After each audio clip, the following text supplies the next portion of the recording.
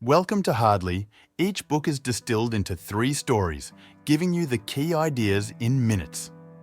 Today, we study together Malcolm Gladwell's Revenge of the Tipping Point, in which we probe into how small, unnoticed behaviours can ignite massive social change, the hidden power of individuals who influence contagious trends, the darker side of tipping points, and how they can spiral into chaos.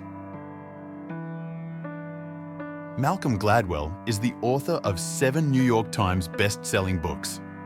Don't go away. Hurdley, the editor, will be right back with the story.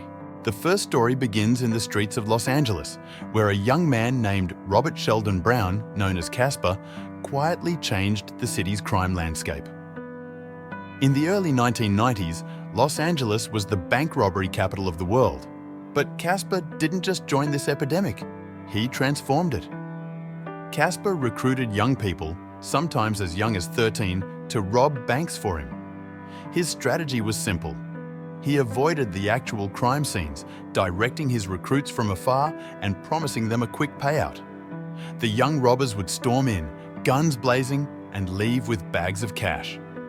Casper's business model was so effective that in just 4 years, he orchestrated 175 robberies, shattering all previous records. Casper is the superspreader, if you want to talk about epidemics, remarked one of the prosecutors. The story of Casper is not just about crime, but about how one individual can take a small existing trend and multiply it exponentially. The lesson here is that the smallest shifts, such as one person exploiting a system, can tip an entire society in a new and often dangerous direction. When systems fail to adapt to such individuals, they invite chaos.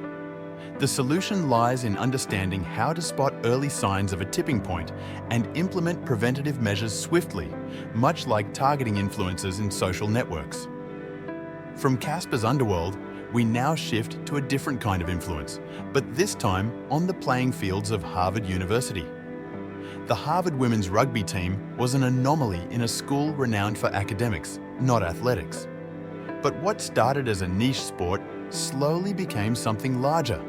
The team didn't just play rugby, they became an integral part of the school's social fabric. The real story here, though, isn't about rugby or even about sports, but about how student athletes bring something unique to a community. One Harvard administrator observed, "The feeling was that student athletes bring something special to a community, and this sentiment played out in unexpected ways." In this small, tightly knit community, the athletes didn't just participate, they influenced how others saw themselves. The rugby team became a symbol of perseverance, hard work, and unity, even for students far removed from sports. It created a ripple effect. Suddenly, being part of something physical and competitive became not just acceptable at Harvard, but admirable. The tipping point came when these athletes bridged the gap between sport and academia, turning their community into something more inclusive and dynamic. The key takeaway here is that smaller, less visible groups can redefine cultural norms in unexpected ways. Institutions should nurture these unique spaces, recognizing that cultural tipping points often come from the least expected corners. Our final story takes place in the pristine suburban world of Poplar Grove. On the surface, Poplar Grove was perfect, a place where families could live idyllic lives far from the troubles of the world. But beneath this veneer of perfection lay an epidemic.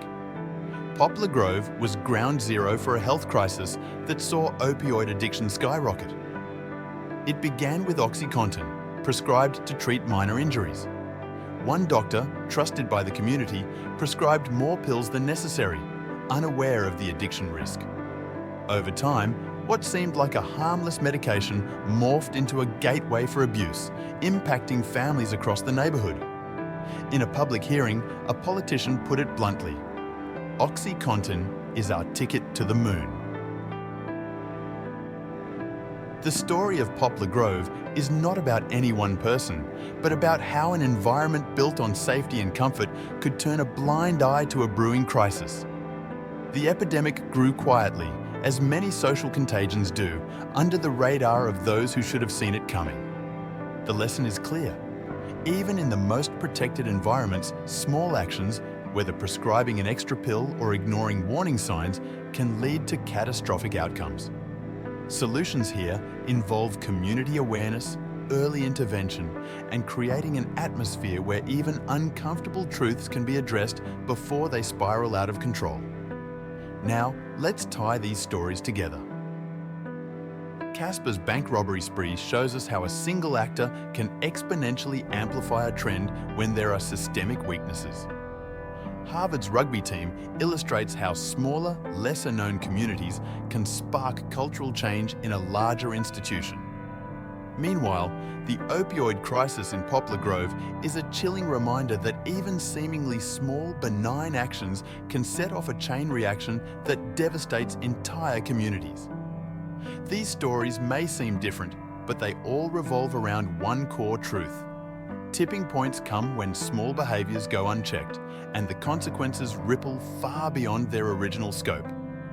In each of these cases, the tipping point occurred because someone, somewhere, either ignored or failed to anticipate the larger implications of small actions. Whether it was the recruitment of young criminals, the influence of a niche sports team, or the overprescription of painkillers, all these actions had something in common. They seemed insignificant at first. What we can learn from this is simple. Paying attention to early warning signs, understanding the impact of small groups, and recognizing the power of influence are key to preventing societal tipping points from spiraling into chaos. As the editor of Hardly, through studying these stories, we can realize that even the smallest actions, when left unchecked, have the potential to shape the future in ways we may not foresee. Recognizing the early signs and acting quickly is the key to managing social change before it reaches a dangerous tipping point. Each story comes from the most representative real-life cases selected by the Hardly team from this book. The book contains at least 15 other compelling stories worth reading. If you wish to dive deeper, we recommend purchasing the full book. The power of small actions to ignite sweeping change is a recurring theme in this book. We've explored how one person, like Casper, can drive a criminal epidemic and how an overlooked sports team can shift a community's values. But perhaps the most poignant example of tipping points comes from a little-known case involving a Marriott hotel in Boston. At a routine executive retreat, what began as a simple gathering spiraled into chaos when a virus outbreak spread among the guests. The initial patient, unaware they were contagious, interacted with dozens of people in a single afternoon. Within days, hundreds had fallen ill, turning the hotel into a ground zero for a much larger health crisis. As the virus spread across states, tracing its origin back to one seemingly insignificant encounter at a hotel, it became clear just how quickly small actions can have widespread consequences. This story illustrates the core lesson of tipping points. Small, often invisible decisions or interactions can create massive ripple effects. Whether in crime, culture, or health, these tipping points show us that the line between control and chaos is thin. Understanding this allows us to act with more foresight, recognizing when minor shifts signal a larger wave of change. The cases explored here demonstrate how vital it is to identify and manage tipping points before they spiral out of control. By doing so, we can influence social dynamics, prevent crises, and ultimately shape a more stable and thoughtful future. Each story reminds us of the potential for small actions to define our world. Be mindful, for the next tipping point may be closer than you think.